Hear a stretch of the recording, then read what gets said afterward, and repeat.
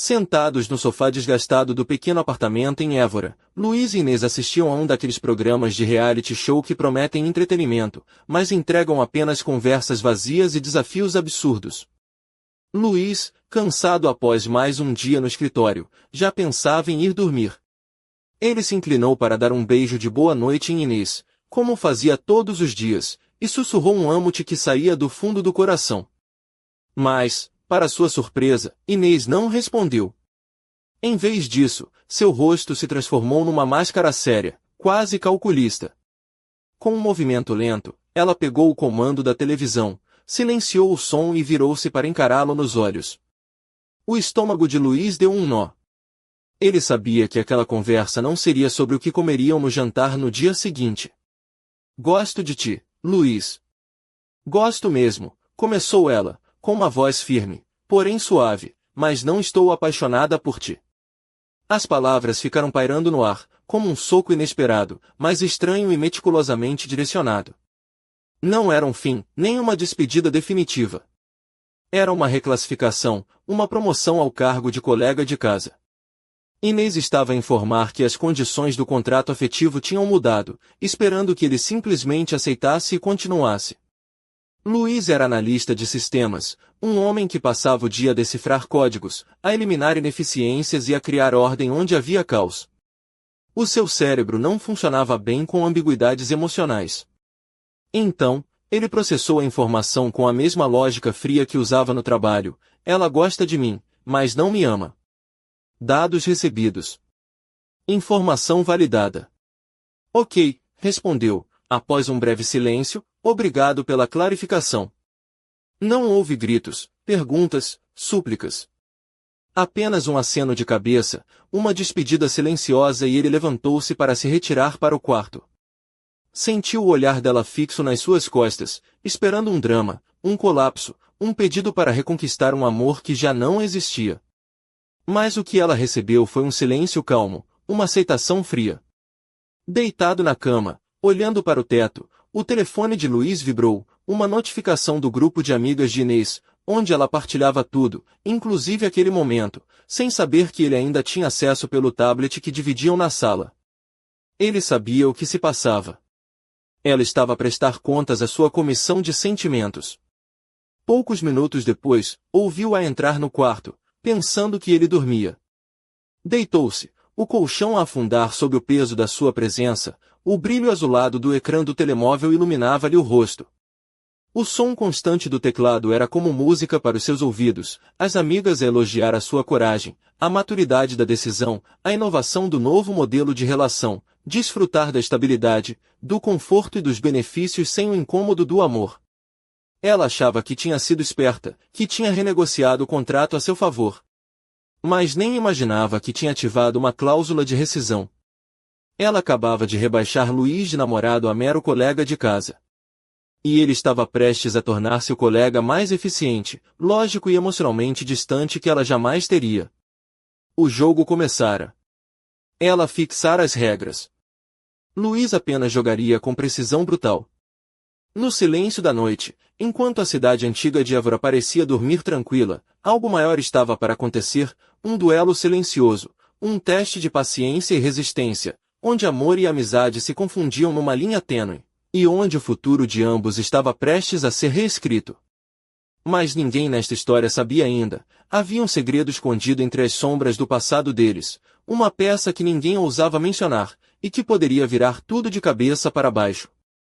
Uma semana tinha passado desde a confissão corajosa de Inês, e Luiz aplicava o que chamou internamente de protocolo do colega de casa. Na manhã seguinte ao anúncio, ele despertou no seu quarto, vestido com uma camisa branca de linho e calças bege de algodão, calçando umas sapatilhas discretas, e não fez o habitual gesto de se inclinar para lhe dar um beijo de bom dia. Em vez disso, levantou-se calmamente, foi até a cozinha e preparou um café forte, servindo-se numa caneca simples de cerâmica azul. Guardou o resto num garrafão térmico para levar para o trabalho. Deixou a cafeteira vazia sobre o balcão, como quem diz: o homem que fazia o teu café todas as manhãs está ausente, o colega que partilha a casa contigo está presente. Ao sair, lançou-lhe um bom dia, Inês educado, mas sem o calor de antes. Não houve beijo nem palavras doces. Era a mesma cordialidade que teria com um colega de escritório. Nos primeiros dias, Inês parecia aliviada, até sorridente, feliz por ter o seu espaço de volta. A pressão fora aliviada. Tinha conseguido transformar um namoro num contrato de convivência sem perder o apartamento nem o estilo de vida. Mas as pequenas fissuras começaram a aparecer. Na sexta-feira, enviou-lhe uma mensagem. Oi, as meninas e eu estamos a pensar experimentar aquele novo restaurante italiano esta noite. Podes reservar uma mesa para 8? Luiz, que sempre cuidava dos planos e reservas, respondeu com um simples desculpa, estou ocupado esta noite. Deves ligar diretamente. Normalmente está sempre cheio. Um único ponto de interrogação veio como resposta, mas ele não respondeu. Estava no ginásio, uma novidade que aproveitará com o tempo livre que agora tinha nas tardes. Durante o fim de semana, o protocolo ganhou força total. Luiz fez a sua própria lavagem de roupa, comprou alimentos só para si, bifes, peitos de frango para o almoço, e esqueceu os snacks favoritos de Inês, o pão sem glúten que ela adorava e o leite de amêndoa caríssimo que custava quase como um jantar no bairro Alto. Guardou as compras nas prateleiras marcadas no frigorífico e na despensa. Quando ela entrou na cozinha, confusa, foste as compras? Sim, respondeu ele sem olhar do frango que cortava em cubos, não viste nada do que te comprei. Não é uma pergunta, é uma acusação, replicou ele, com a indiferença educada de alguém que acabou de ser cortado numa fila. Posso enviar a foto do recibo, para saberes quanto dá a tua parte dos artigos comuns, tipo papel higiênico. A expressão dela misturava choque e indignação. Em 2 anos, Luiz nunca tinha pedido para dividir as despesas assim. Mas o homem que lhe comprava tudo estava apaixonado, o colega de casa só paga a sua parte justa. No domingo, quando Inês entrou no escritório de Luiz, apoiando-se no batente da porta, com um ar cansado e preocupado, e disse, o carro está a fazer um barulho estranho outra vez.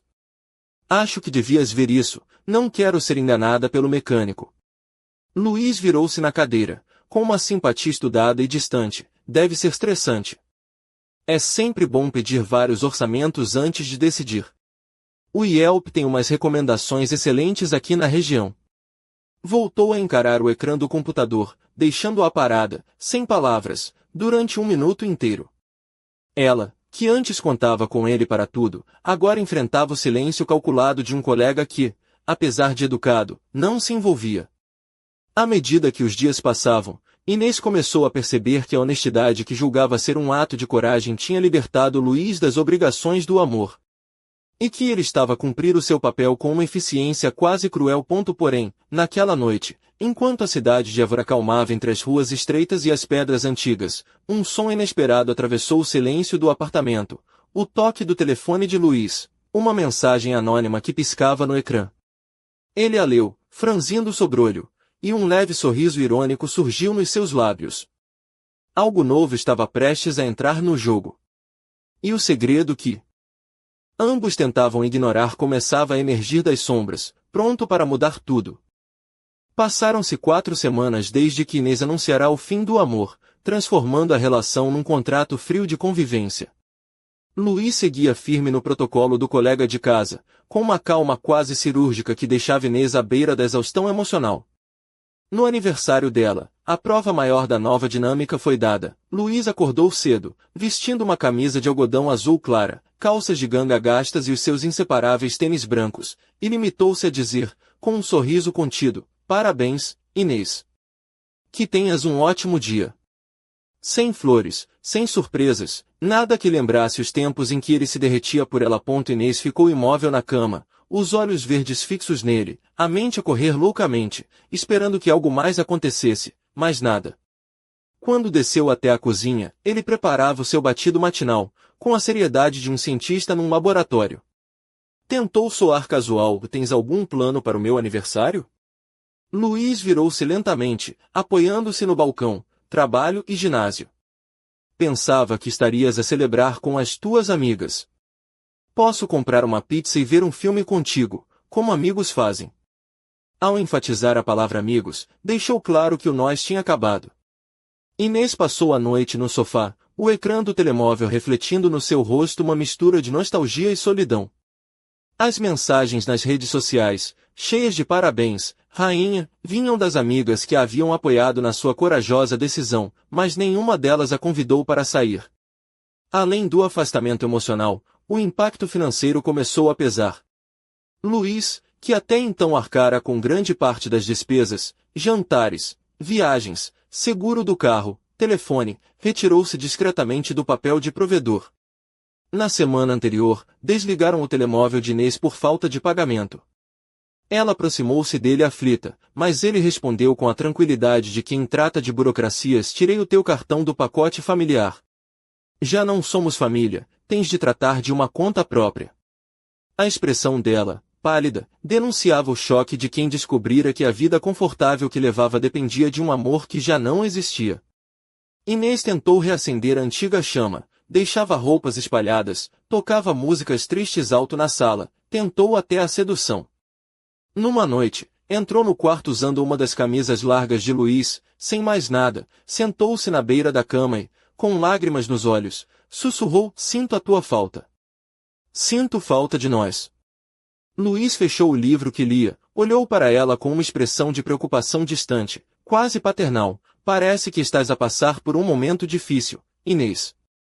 Já pensaste em falar com um terapeuta? Pode ajudar a ordenar estas emoções. Era uma resposta fria, uma recomendação clínica que arrancou as lágrimas de Inês, deixando-a paralisada, compreendendo que não enfrentava um homem magoado, mas sim um sistema que funcionava exatamente como ela mesma definirá. O silêncio entre eles crescia, tornando-se uma presença pesada, quase palpável. Inês, que se achava valente e honesta, começava a perceber que tinha sido apenas imprudente. Numa tarde cinzenta, Luiz chegou do ginásio e encontrou Inês sentada à mesa da cozinha, com os olhos vermelhos e um olhar perdido. Sobre a mesa, o contrato de arrendamento do apartamento, prestes a expirar. Temos de falar sobre isto, disse ela, a voz fraca. Claro, respondeu ele, pousando a mochila, vais renovar o contrato? Não, disse ele, calmo. A cor desapareceu do rosto de Inês. Como assim? Onde vais morar? Não sei onde vais ficar tu, Inês, respondeu ele, sereno, mas já assinei para um T1 perto do escritório. Mudo no dia 1.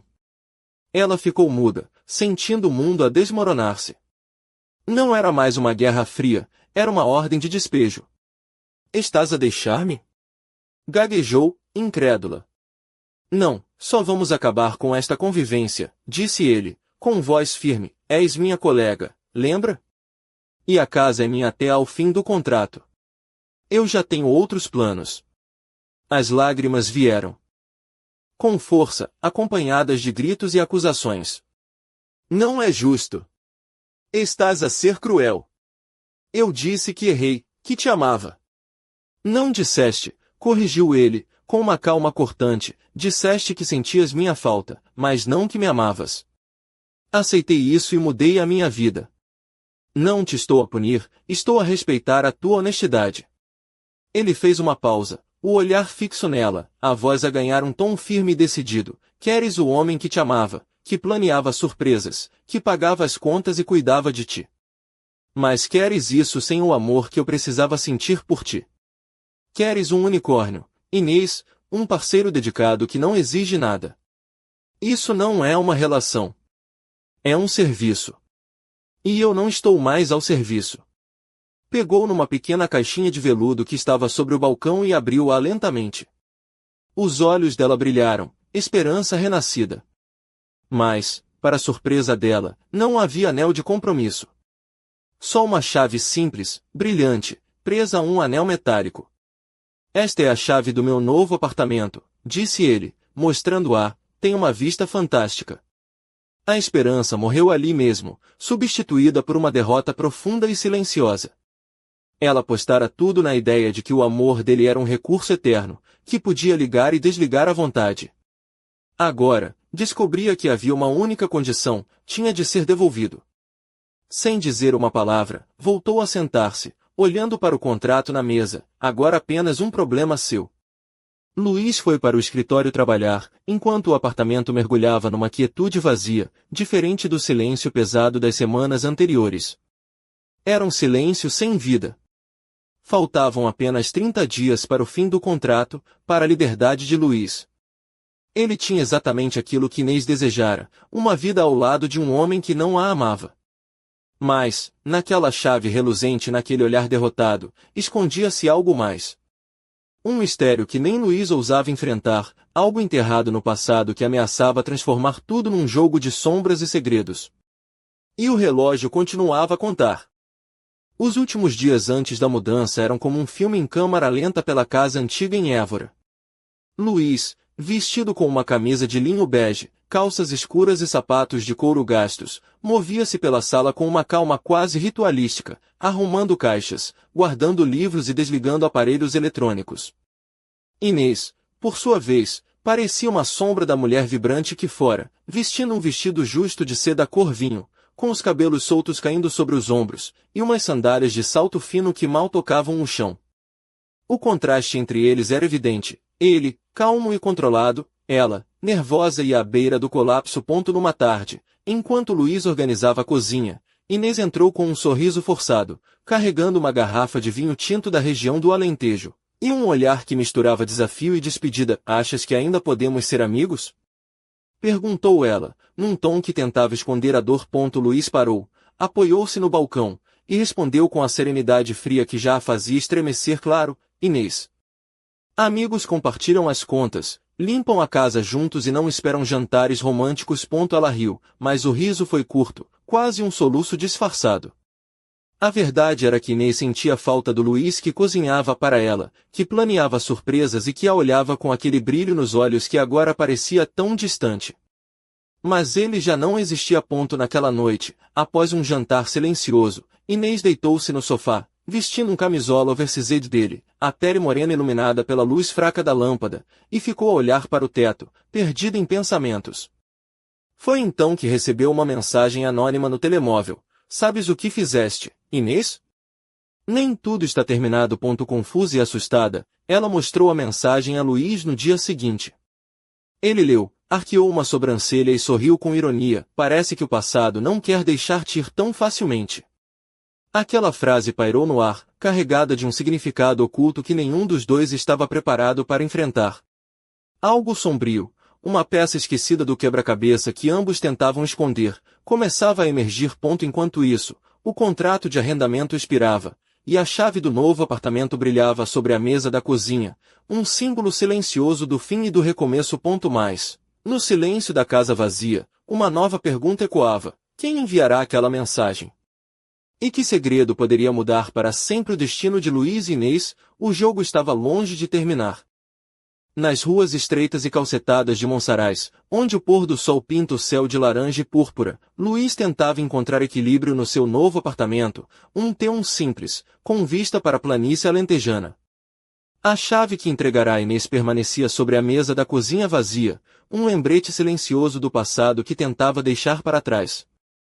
Ele vestia uma camisa branca de algodão, calças de ganga escuras e uns mocassins castanhos, o rosto marcado pela serenidade que, por dentro, guardava tempestades. Enquanto organizava os poucos objetos que trouxera, o telemóvel vibrou outra vez. A mensagem anônima reaparecera, desta vez com uma fotografia antiga, um momento feliz entre ele e Inês, sorrindo numa festa na casa de campo de um amigo. A legenda era enigmática: nem tudo está acabado. Nem tudo pode ser esquecido. Luiz sentiu um arrepio. Aquele passado que julgara enterrado parecia querer ressurgir, uma sombra que ameaçava desestabilizar o frágil castelo que estava a construir. Inês, por outro lado, ainda em Évora, parecia lutar contra os seus próprios fantasmas, vestindo vestidos leves e saltos altos para esconder a vulnerabilidade que a consumia. Naquela noite, numa pequena tasca do centro histórico, Luiz encontrou-se com um velho amigo, Tiago, que, com um copo de vinho do Douro na mão, brincou. Então, Luiz, já te habituaste a ser só o colega? Aposto que nem o café fazes mais. Luiz sorriu, mas a resposta veio seca, o café ficou para trás. Agora é só lógica e silêncio. Tiago deu uma risada, mas percebeu que algo mais pesado pairava no ar. E a Inês? Ainda te manda mensagens? Ou já estás a fazer download da liberdade? Luiz suspirou, olhando para o copo meio vazio. As mensagens chegaram a um ponto em que nem sei se são avisos ou ameaças. E a liberdade custa mais do que imaginei.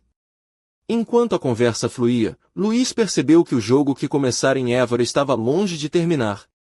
A mensagem anônima, o segredo não revelado, tudo indicava que o passado tinha contas a ajustar.